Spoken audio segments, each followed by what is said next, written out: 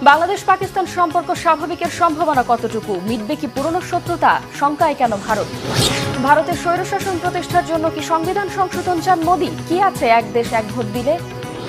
মুসলিমদের সাথে বিশ্বাসঘাতকতা করেছে তুরস্ক, অভিযোগ ইরানের, চরম মূল্যের হুঁশিয়ারি।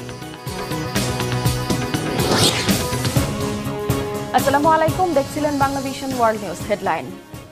আওয়ামী লীগ সরকারের পতনের পর এখন বাংলাদেশের সাথে পাকিস্তানের সম্পর্ক কি স্বাভাবিক হবে?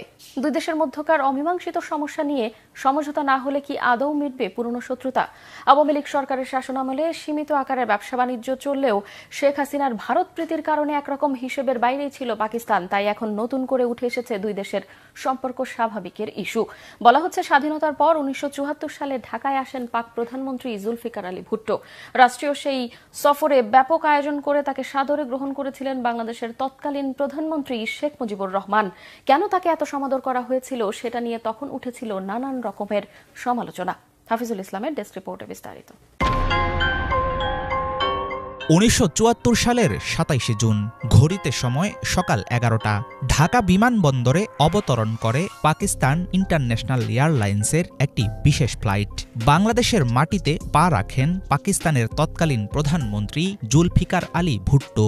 স্বাধীনতার ঘোর বিরোধী এই রাষ্ট্রনেতার জন্য বিছানো হয় লাল গালিচা। ফুলের মালা পরিয়ে তাকে স্বাগত জানান বাংলাদেশের তৎকালীন প্রধানমন্ত্রী শেখ মুজিবুর রহমান।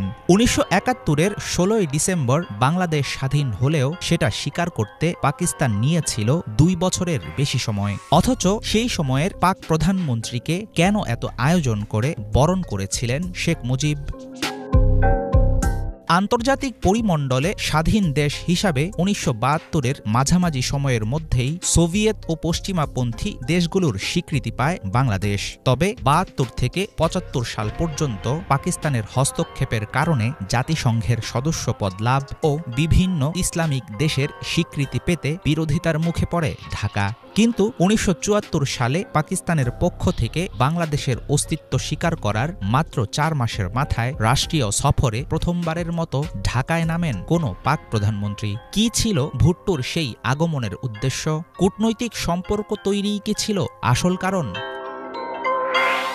তৎকালীন বিভিন্ন পত্রপত্রিকা ও প্রকাশিত সংবাদ থেকে জানা যায়, জুলফিকার আলী ভুট্টোর 3 দিনের রাষ্ট্রীয় সফরের প্রধান লক্ষ্য ছিল পাকিস্তান ও বাংলাদেশের মাঝে চলমান শত্রুতার মনোভাব দূর করা, অচলাবস্থার সমাধান ও সম্পর্ক স্বাভাবিক করা। 1971-এর গণহত্যা ও আগ্রাসনকে বেদনাদায়ক বলে আখ্যা দিয়ে সম্পূর্ণ দায় ভুট্টো চাপিয়ে দিয়েছিলেন পাকিস্তানের তৎকালীন সামরিক শাসকদের উপর। দুই দেশের মধ্যে বন্ধুত্বপূর্ণ